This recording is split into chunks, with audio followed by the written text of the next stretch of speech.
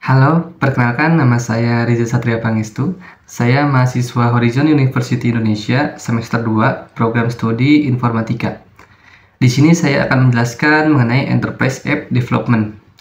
Berbeda dengan open source yang berfokus pada pengembangan perangkat lunak yang dapat digunakan dan dimodifikasi oleh siapa saja, tujuannya adalah untuk menciptakan solusi yang inovatif dan fleksibel.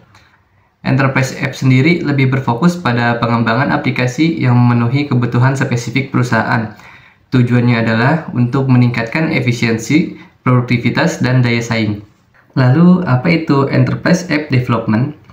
Enterprise App Development atau yang disingkat EAD adalah proses merancang, membangun, dan memelihara aplikasi perangkat lunak khusus yang dirancang untuk memenuhi kebutuhan suatu organisasi atau perusahaan.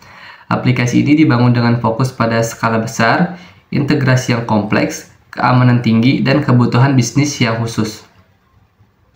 Lalu, ciri khas Enterprise App Development. Beberapa ciri khas dari Enterprise App Development meliputi: pertama, skala besar. Aplikasi ini dirancang untuk menangani beban kerja yang besar dan kompleks, yang umumnya terkait dengan operasi perusahaan besar. Yang kedua, integrasi sistem. Enterprise App seringkali perlu terhubung dengan berbagai sistem dan aplikasi lainnya yang digunakan oleh perusahaan seperti sistem manajemen keuangan, ERP, atau Enterprise Resource Planning, lalu CRM, yaitu Customer Relationship Management, dan lain-lain. Yang ketiga, keamanan tinggi. Karena informasi bisnis dan data pelanggan seringkali sangat penting, keamanan tinggi adalah aspek kritis dan Enterprise App Development. Perlindungan data dan keamanan sistem harus diutamakan. Lalu yang keempat, kustomisasi.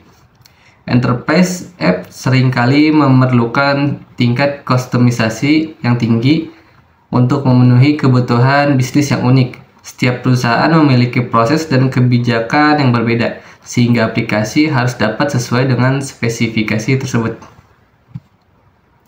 Lalu yang kelima, pemeliharaan dan dukungan berkelanjutan. Enterprise Apps memerlukan pemeliharaan dan dukungan yang berkelanjutan untuk memastikan bahwa aplikasi tetap berjalan dengan baik dan dapat diupdate sesuai dengan perubahan kebutuhan bisnis. Yang keenam, antarmuka pengguna yang ramah. Meskipun fokusnya pada fungsi bisnis yang kompleks, Enterprise Apps juga harus memiliki antarmuka pengguna yang ramah dan mudah digunakan agar dapat diadopsi dengan baik oleh pengguna dalam perusahaan. Jenis-jenis Enterprise App. Yang pertama, Enterprise Resource Planning atau yang disingkat ERP. Aplikasi ini membantu mengotomatisasi dan mengintegrasikan berbagai proses bisnis seperti keuangan, manufaktur, logistik, dan sumber daya manusia ke dalam satu sistem terpadu. Yang kedua, Customer Relationship Management atau yang disingkat CRM. Aplikasi CRM membantu organisasi dalam manajemen hubungan dengan pelanggan. Mereka mencakup fungsi-fungsi seperti manajemen kontak, penjualan, pemasaran, dan layanan pelanggan. Yang ketiga, Supply Chain Management atau SCM. Aplikasi SCM membantu perencanaan, pengelolaan, dan pengoptimalan rantai pasokan organisasi. Ini termasuk proses-proses seperti pengadaan produksi, penyimpanan, dan distribusi. Lalu yang keempat ada Human Resource Management atau HRM.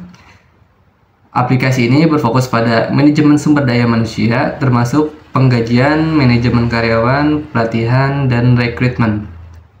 Yang kelima ada Business Intelligence atau yang disingkat BI. Aplikasi BI membantu organisasi dalam menganalisis data bisnis untuk mendapatkan wawasan yang mendalam. Ini termasuk pelaporan, analisis data, dan visualisasi informasi. Lalu yang keenam, Collaboration and Communication. Aplikasi kolaborasi membantu tim dalam berkomunikasi seperti dokumen dan bekerja sama secara efisien. Ini melibatkan alat seperti surat elektronik, pesan instan, dan platform kolaborasi tim. Yang ketujuh ada project management. Aplikasi manajemen project membantu dalam perencanaan, pelaksanaan, dan pemantauan project. Mereka mencakup fitur-fitur seperti penjadwalan, pengelolaan tugas, dan pelacakan kemajuan. Yang kedelapan ada Enterprise Content Management atau ECM. Aplikasi ini membantu dalam mengelola penyimpanan dan berbagai dokumen dan konten bisnis. Ini melibatkan kontrol versi, pencarian, dan manajemen siklus hidup dokumen. Lalu yang kesembilan ada Enterprise Mobility. Aplikasi ini dirancang untuk mendukung mobilitas karyawan.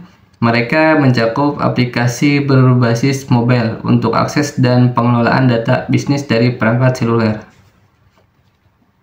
Lalu yang ke-10 ada e-commerce and enterprise e-commerce apps.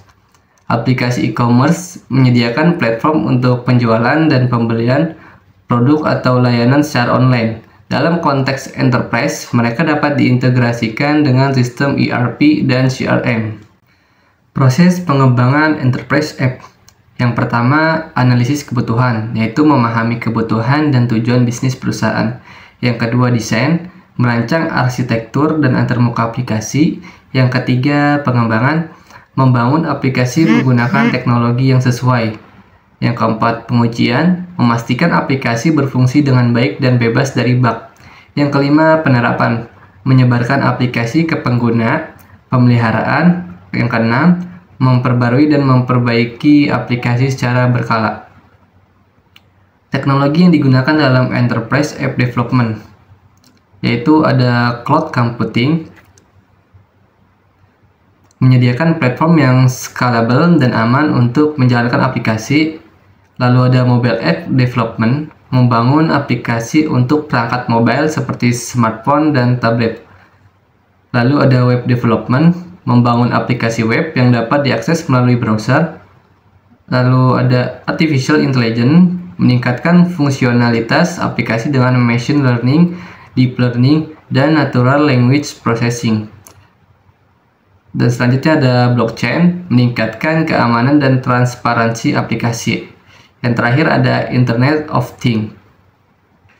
Contoh project enterprise app development terkenal. Beberapa contoh project enterprise app development terkenal yaitu yang pertama ada SAP ERP dari Enterprise Resource Planning. Lalu yang kedua ada Salesforce CRM dari Customer Relationship Management. Yang ketiga ada Oracle SCM, yaitu dari Supply Chain Management. Lalu yang keempat ada Workday HRM dari Human Resource Management. Ada Microsoft Power BI dari Business Intelligence. Yang keenam ada Jira Project Management. Lalu yang ketujuh ada SharePoint dari Enterprise Content Management. Yang kedelapan ada Slack dari Collaboration and Communication. Yang kesembilan ada Magento, yaitu dari Enterprise E-commerce. Dan yang ke-10 ada Mobile Iron dari Enterprise Mobility. Kesimpulannya, manfaat Enterprise App Development dapat membawa banyak manfaat seperti peningkatan efisiensi, produktivitas, pengurangan biaya, dan pengambilan keputusan yang lebih baik.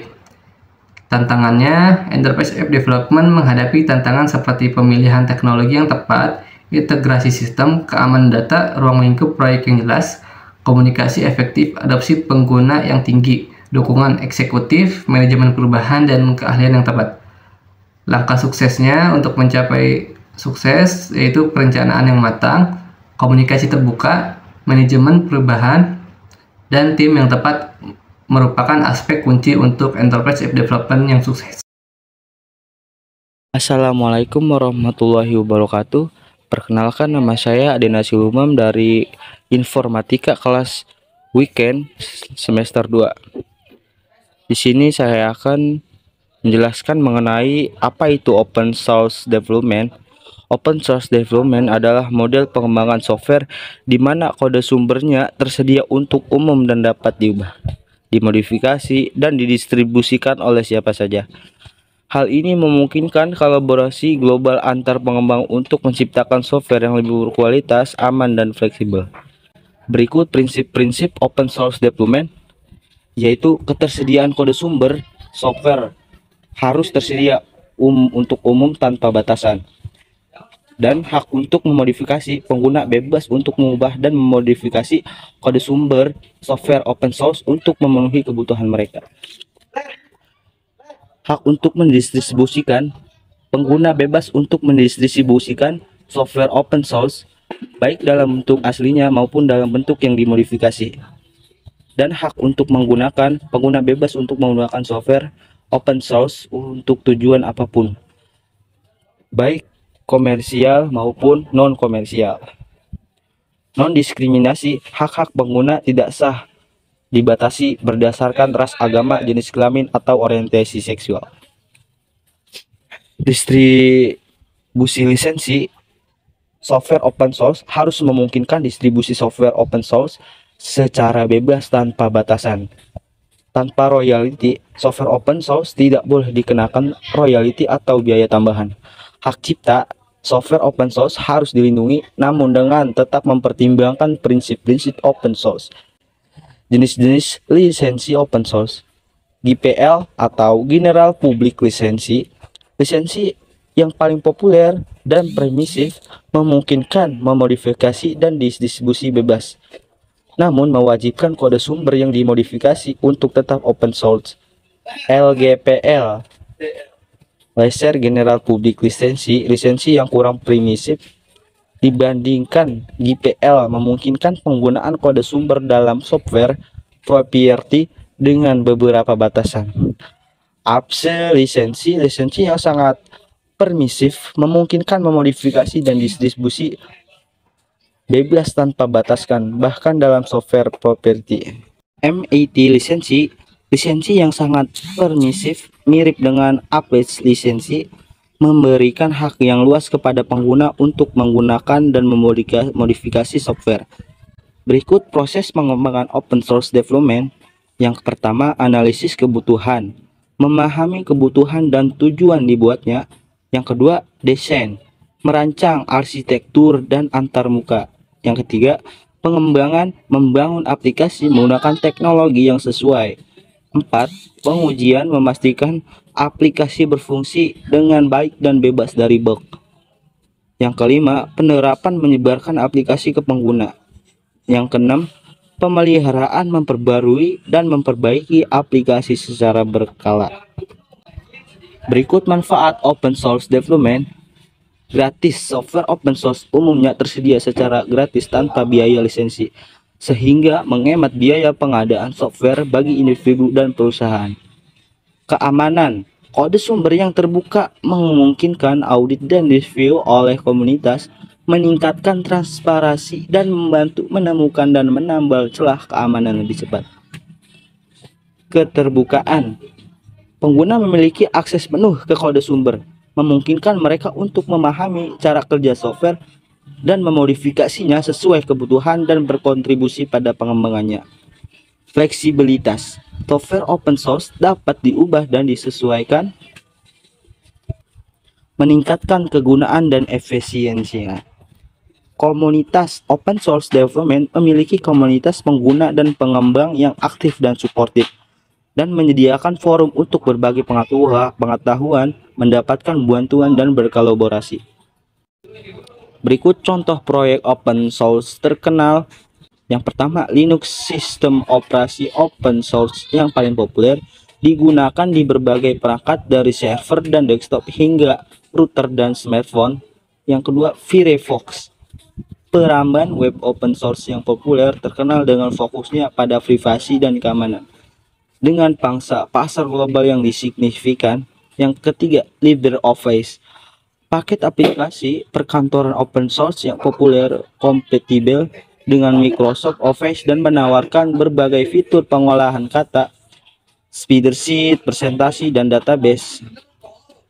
WordPress, platform blogging open source yang populer, digunakan untuk membangun jutaan website dan blog di seluruh dunia, menawarkan kemudahan penggunaan dan fleksibilitas tinggi. Android, sistem operasi mobile dan source yang paling populer, mendominasi pasar smartphone global dan dengan platform yang terbuka dan customizable. Berikut tantangan. Yang pertama, tantangan open source development, ketergantungan pada komunitas, kualitas, dan kelangsungan hidup software.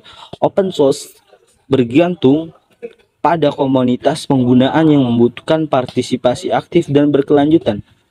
Yang kedua, fragmentasi. Banyak proyek open source yang serupa dengan tujuan dan fitur yang tumpang tindih, menyulitkan pemilihan software yang tepat. Yang ketiga, keamanan. Software open source dapat menjadi target bagi hacker karena kode sumbernya yang terbuka, sehingga memerlukan upaya keamanan yang lebih proaktif. Yang terakhir, dukungan resmi untuk software open source umumnya tidak tersedia dari vendor komersial, sehingga pengguna harus mengandalkan komunitas untuk mendapatkan bantuan. Jadi kesimpulan open source development merupakan model pengembangan software yang menawarkan banyak manfaat bagi individu dan perusahaan. Meskipun ada tantangan, masa depan open source terlihat cerah. Open source akan terus memainkan peran penting dalam inovasi teknologi, mendorong kolaborasi global, dan membuat perangkat lunak yang lebih baik dapat diakses oleh semua orang. Terima kasih. Wassalamualaikum warahmatullahi wabarakatuh.